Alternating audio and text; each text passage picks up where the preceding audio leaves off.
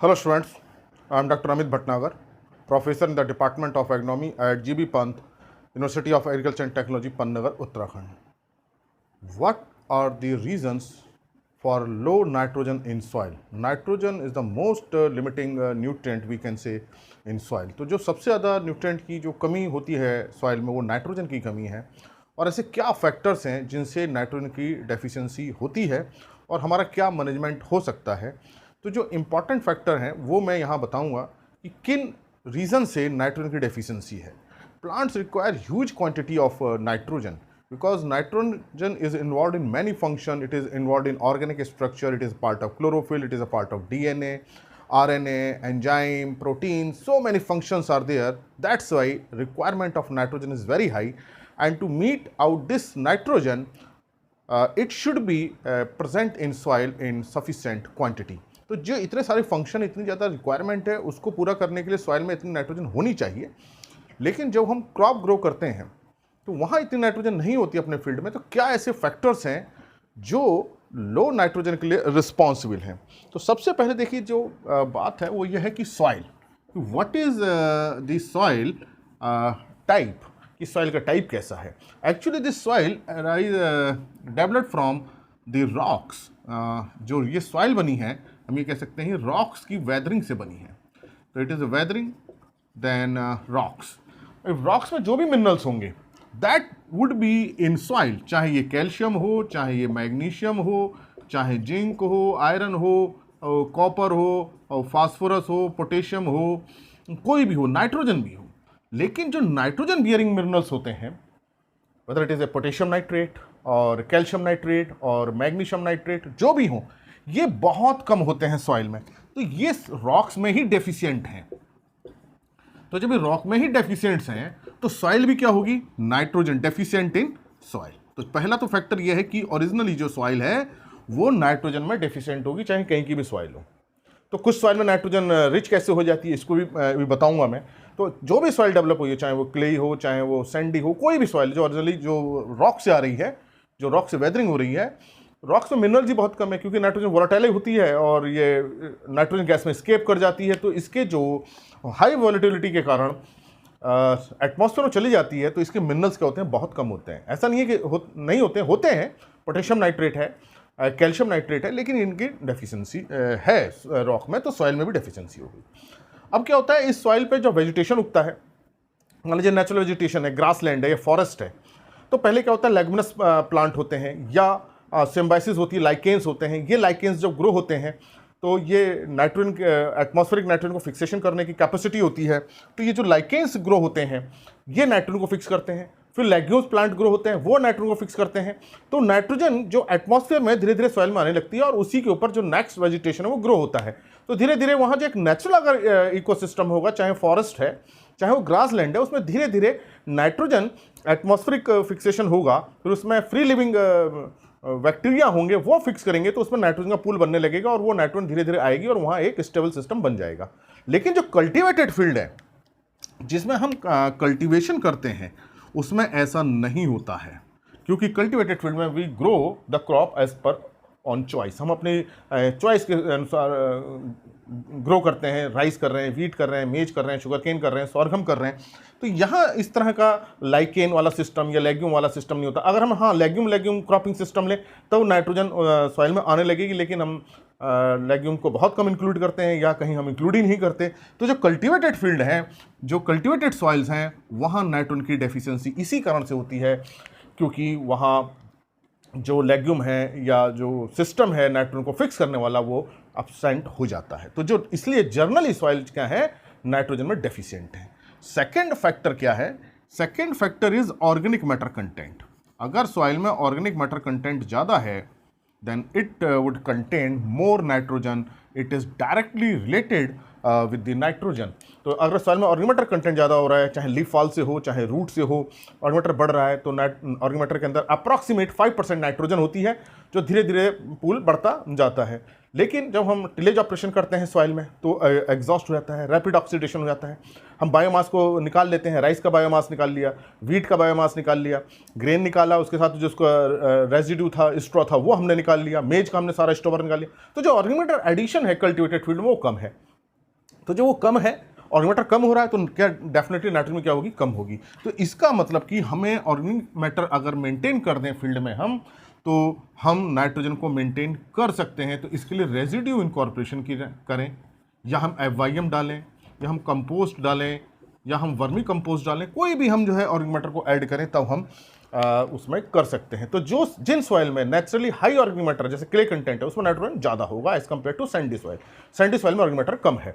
तो जहाँ जिस सॉइल में वेजिटेशन ज़्यादा होगा definitely that soil would contain more organic matter. तो जहाँ वेजिटेशन अच्छा हो रहा है वहाँ लीफॉल भी होगा, रूट लाइसिस भी होगी, तो वो ऑर्गेनिक मैटर ज़्यादा होगा। अब सैंडी सॉइल है या जीरोफिटिक कंडीशन है या मॉइस्चर कम है तो वेजिटेशन क्या होगा, कम होगा। अब वेजिटेशन कम होगा तो उसके रेजिड्यू की जो रिटर्निंग है वो भी कम होगी। तो ये जो ऑर्गेनिक मैटर कंटेंट है एक्चुअली वहाँ के वेजिटेशन से रिलेटेड है। अगर मान लीजिए हमारी सॉइल में वेजिटेशन कम होता है तो हमको आउटसाइड से उसमें देना पड़ेगा, FYM देना पड़ेगा, कंपोस्ट देना पड़ेगा, या जो भी रेजिड्यू है हमको इसमें इनकॉर्पोरेट करना पड़ेगा। तो ये बड़ा इंपॉर्टेंट फैक्टर है organic matter. Third is the sandy soil, और जहाँ लीचिंग बहुत ज़्यादा है। तो in sandy soil leaching is more. तो जो हम फर्टिलाइजर अप्लाई करते हैं, nitrogen fertiliser, whether it is urea और कोई भी हम फर्टिलाइजर डाल रहे हैं, वो लीच कर जाता है नाइट्रेट के फॉर्म में। तो वहाँ जो है नाइट्रोजन एक्युमुलेट नहीं हो पाती है और सैंडी सॉइल की प्रोडक्टिविटी भी कम होती है। जब प्रोडक्टिविटी कम है, दो फैक्टर होगा, एक तो लीचिंग हुई, जो हमने नाइट्रोजन दे रहे हैं, जो मिनरलाइज हुई, चाहे FYM के थ्रू हुई, चाहे कंपोस्ट के थ्रू हुई, चाहे रेजिड्यू इनकॉर्पोरेशन के थ्रू, वो लीच कर गई। दूसरा, वहाँ उसकी जो प्रोडक्टिविटी है सॉइल की कम है, तो वेजिटेशन भी कम हो रहा है। तो दो रीजन हो गए। तो लीचिंग बहुत बड़ा फैक्टर है जिससे कि ये निकल जाती है। ऐसी सॉइल में हमें क्या करना चाहिए जिसकी हल्की सॉइल है, लाइट टेक्सचर सॉइल है, सैंडी सॉइल है, लीचिंग की प्रॉब्लम है, तो यहाँ हमें स्प्लिट एप्लीकेशन करना चाहिए, नाइट्रोजन का स्प्लिट एप्लीकेशन। तो हम यूरिया से अगर दे रहे हैं तो इसको 4 या 5 बार में दें, एक बार में यूरिया इकट्ठी ना दें। भले हम उसको वीकली दें या हर 10 दिन पे दें, एक साथ सारी यूरिया ना दें, 1/3 यूरिया एक साथ ना दें, 33% जिसे हम बोलते हैं एक साथ ना दें, उसको टुकड़ों में दें, स्प्लिट मतलब टुकड़ों में करके दें। तो जो जैसे जैसे क्रॉप की एज बढ़ती जाए उसको डालते जाएं। ऑर्गेनिक मैटर एडिशन भी करते जाएं, क्योंकि जो ऑर्गेनिक मैटर होता है इसकी CEC क्या होती है, ज़्यादा होती है, कैटायन एक्सचेंज कैपेसिटी, तो ये न्यूट्रिएंट्स को होल्ड करके रखती है। तो जो अमोनियम आयन है वो उसको होल्ड करके रखेगी। तो एक मेंटेन रहेगा सिस्टम। तो हालांकि लीचिंग होगी लेकिन वो लीचिंग क्या हो जाएगी, कम हो जाएगी। तो ये बड़ा इंपॉर्टेंट फैक्टर है। तो इसका मतलब कि हमको सैंडी सॉइल है, अगर हल्की सॉइल है तो हम उसको रोकें। अगर एक्सेसिव इरीगेशन हमने कर दी या हाई रेनफॉल हो गया तो ये प्रॉब्लम और हो जाती है। तो एक्सेसिव इरीगेशन नहीं करनी है, हमको लाइट इरीगेशन करनी है। लाइट इरीगेशन हम करेंगे तो पानी नीचे नहीं जाएगा। जो लीचिंग होती है that is through the water. Soil में जब हम इरीगेशन करते हैं ज़्यादा पानी डाल देते हैं, पानी में घुल करके नाइट्रेट जमीन के नीचे चला जाता है। तो हल्की इरीगेशन करें, स्प्लिट एप्लीकेशन करें, ऑर्गेनिक मैटर ऐड करें, तो हम नाइट्रोजन को वहाँ मेंटेन कर सकते हैं और नाइट्रोजन की डेफिशिएंसी वहाँ कम हो जाएगी। नेक्स्ट फैक्टर है वो है intensive cropping system. Intensive cropping system का मतलब ये है कि हम एक साल में 2 या 3 या 4 क्रॉप तक ले रहे हैं। तो अगर हम क्रॉप ज़्यादा ले रहे हैं, 3 या 4 ले रहे हैं, तो डेफिनेटली जो रिमूवल है क्रॉप क्या है, ज़्यादा रिमूव करेगी नाइट्रोजन को, तो वहाँ क्या होगी, डेफिशिएंसी होगी। तो जितने भी हम क्रॉप ले रहे हैं accordingly we should apply nitrogen fertiliser. जितनी भी उस क्रॉप की रिक्वायरमेंट है, जो रिकमेंडेशन है, हम उसको देना चाहिए। रेजिड्यू रिटर्न करना चाहिए, ऑर्गेनिक मैटर ऐड करना चाहिए। अगर हम रिकमेंडेशन के अकॉर्डिंग नहीं दे रहे हैं तो डेफिनेटली सॉइल में नाइट्रोजन कम होगी। तो इंटेंसिव क्रॉपिंग सिस्टम जहाँ है, जहाँ हम ट्रिपल क्रॉप ले रहे हैं, वहाँ ये प्रॉब्लम आती है। ट्रिपल क्रॉप मतलब एक साल में 3-3 क्रॉप भी ले रहे हैं, 4-4 क्रॉप भी कहीं कहीं एरिया में ले रहे हैं। तो वहाँ जो हम क्रॉप कर रहे हैं, ग्रो कर रहे हैं, वहाँ जिस क्रॉप की जितनी रिक्वायरमेंट है उतना जरूर डालें, नहीं तो सॉइल में धीरे धीरे क्या होगा, कम होगा। रेजिड्यू रिटर्न करें और ऑर्गेनिक मैटर भी ऐड करें। अनदर जो फैक्टर है which is responsible for nitrogen deficiency is water logging. Water logging या water logged condition, and because of this waterlogging, first nitrogen is leached down, leaching हो जाती है वाटर लॉगिंग की वजह से। लीचिंग किसकी होगी, लीचिंग होगी नाइट्रेट की।